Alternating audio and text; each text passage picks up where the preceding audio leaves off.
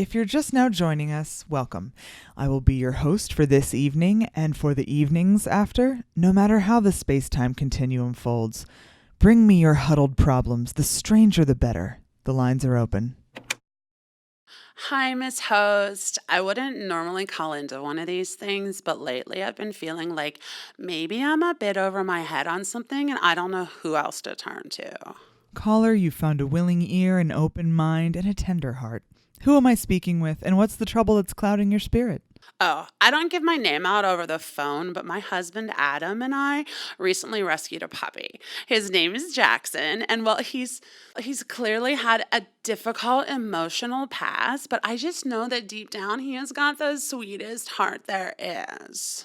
Are you sure you have the right line, caller? Here we normally deal with problems slightly beyond the reach of everyday experience. Okay, right. Well, the thing is, we're starting to think that maybe there's something less than completely natural about this particular puppy. Maybe. Let's start from the beginning, caller. Where did you come across this potentially rare and intriguing creature? Okay, about a month ago, I was out to lunch with a few friends, and when I was walking out to my car, that's when I saw Jackson. And he was just this sad, gritty little guy sniffing around the dumpsters for some food, and my heart went out to him. I walked over to pet him, but because of his trust issues, he just started snarling at me, and so I grabbed my leftover half of my chicken sandwich and tried to coax him over. And this meager but heartfelt offering was enough to win Jackson's trust? Okay, well, no, actually, over the summer, Adam and I were putting in a couple of raised flower beds, and I dinged my finger with a shovel, so I had a couple of bottles of Oxy left. Oxycodone? Yeah, oxycodone. I put maybe 7 or 8 of those in the sandwich, and at that point, the pain from Jackson's trust issues subsided enough for me to get him into my car. Very well, caller. Now, help me understand. We all see hardship every day, but what about this particular puppy drove you into action? Why so much effort to help Jackson? Okay, I have a feeling this is going to sound a little loopy, but I lost my dad a couple months ago, and I just know he had a hand in bringing Jackson into my life. Okay, because he knew I could never abandon an animal in need, and this has him written all over it. It felt like he was there the whole time. Ah, yes. Okay, caller. I'm understanding the scene now. You're wondering if it's really possible for our loved ones to give that call of comfort from beyond the grave.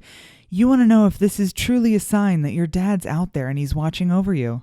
Oh, no, that's pretty obvious. What I'm worried about is that a few people seem to think Jackson might be a chupacabra.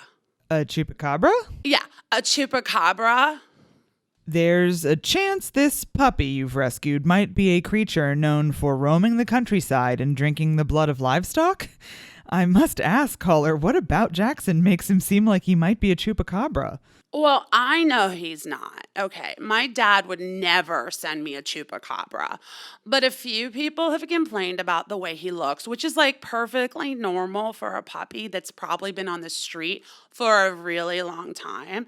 Okay, sure, he doesn't have a lot of hair, his eyes are a little red, and he's a bit hunched, but to me, that's just mange, conjunctivitis, and spondylosis. I mean, we should be helping him, not burning him.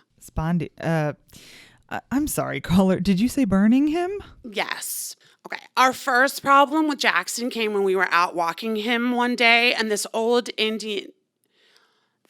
elderly Native American, this octogenarian First Nations gentleman, whom I have never seen before, by the way, walks up to us and tells us that Jackson is most definitely a chupacabra, and that for the sake of every man, woman, and child in the community, we should let him burn Jackson. I mean, obviously, his oaky brown sagacious eyes were alive with the traditions of his people, but I don't mind saying that I think it's a little rude to walk up and offer to burn someone's dog. Absolutely, caller.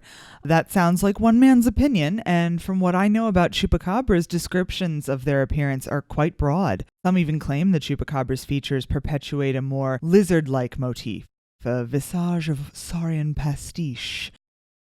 Is there anything else that would indicate Jackson isn't just another loving puppy in search of a good home? Admittedly, he's run away a couple of times, and totally by coincidence, purely by coincidence, someone's cat or dog might be attacked by a coyote or something. And if nobody saw it happen, who knows how the blood got drained out? Oh, dear. So there have, in fact, been exsanguinations. Yes, our HOA has pointed to a slight uptick in exsanguination since we rescued Jackson. An uptick? Animals were being drained of blood before you brought this wonderful bunch of loving puppy into your home. Okay, no, but again, that looks like it's purely coincidence to me. I mean, there's nothing linking Jackson to any of this. Every time he runs away, he shows up maybe like 3 days later, and he doesn't look hale and hearty like you'd expect if he just had 3 or 4 cats worth of blood. Okay, it just doesn't add up. In fact, if anything, he's a little aggressive because he's so hungry. But every time he comes back, all it takes is a few honeydew aioli chicken oxycodone sandwiches, and he is back to his normal sweet self. I just really want to see this guy bounce back, you know? I'd feel awful letting my dad down with Jackson. Caller, have you considered the notion that maybe that maybe Jackson is suffering from an opioid addiction and that's why he keeps coming back? He's just in a lot of pain from his trust and abandonment issues, and he knows we're here to love him whenever he needs us. Of course. So, caller, nobody has ever actually witnessed Jackson attacking or exsanguinating another animal. No, the only person that might have is our night shift security guard, but nobody's seen him for a couple of weeks. I mean, he always seemed dodgy to me anyway. His car would be out in front of Mick's at 10 in the morning, which even if you work a night shift, that's a bit early for a drink. And this was most days. I mean, I would drive by all the time because there's the best little dog park just a block away from it. Jackson really loves it there. He doesn't like to get out because he's sensitive to the sunlight, but you should see the way he stares at the other dogs. He just looks so happy. Caller, let's not talk about the security guard that isn't here. Maybe instead we should be talking about the man that obviously is here, even if only in spirit. Your dad. Can you tell me more about why your dad might send you Jackson now? Well, I know he would feel really guilty about leaving me. When I was 12, my mom left us to live in Santa Fe with a glassblower named Steed. And you know, my dad was an accountant, so it's not like he could win her back by ripping off his shirt and sweatily doing spreadsheets in his cubicle, you know? Right, caller. Sometimes the steeds of this world are like tornadoes. Can't do anything but let them blow through and hope for the best. Anyway, Dad used to say that even if one steed was all it took to pull Mom away from us, wild horses would never drag him away from me. We did really well, just the two of us together, and I am missing him a lot. I think that's why he would want Jackson in my life. You know what, caller? You've imparted your love of Jackson with such fidelity that I can almost feel our spirits aligning, and I think no matter how hard it is, maybe your dad was really trying to tell you something about letting go. It sounds like he knew it was better to let your mom go with a tanned, sweaty, flaxen-haired glassblower than try to keep her wrapped up where she wasn't feeling fulfilled. And I think it's because he knew all of you would be happier that way in the end. Now, who's to say who is and who isn't a chupacabra? But maybe it's better to have warm memories and a positive thought about Jackson roaming the countryside where he's truly in his element, rather than trying to fit a chupacabra-shaped peg into a suburban hole. Maybe it's time to let him run free where he can really be himself.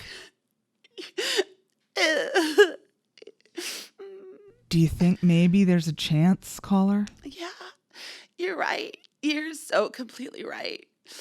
You know, I've had a hard time with it, but I just know that's what I have to do. I have to do what's best for Jackson. Oh, thank you so much, Miss Host. I'll drive him out to the desert and say goodbye tonight. He'll be happier that way. Well, in that case, I think I can speak for myself and all of our listeners when I say... No, I can't do it. I can't keep perpetuating this cycle.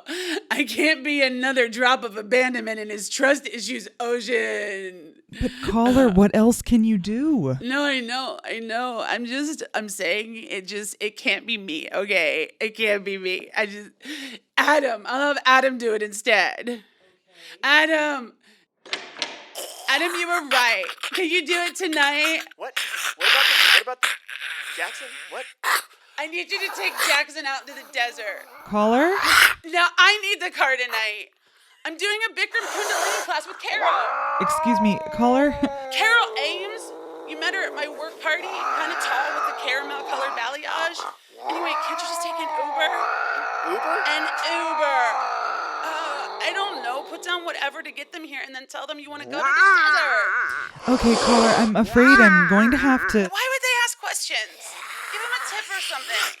I thought you hated Carol. Oh, no, my precious boy. Oh, Mommy and Daddy aren't fighting. Is it a good Papa sandwich time? Is that it? I just think it's a good Papa sandwich time with a tomato. You just love the tomatoes. Who wants 2 sandwiches for a very special car ride, my baby boy? Okay, I think we've lost her, but listeners, I hope you'll send all the positive energy you can spare to our caller and Jackson as their lives branch out into the exciting new directions fate has in store for them. And of course, Godspeed to Adam and his Uber driver as they venture hopefully quite deep into the desert.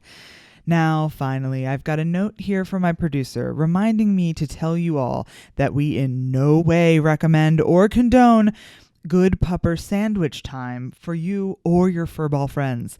So listeners, with that, thank you for joining me once more to take a breather and put an ear to the ether. We'll be right back after a quick sponsor.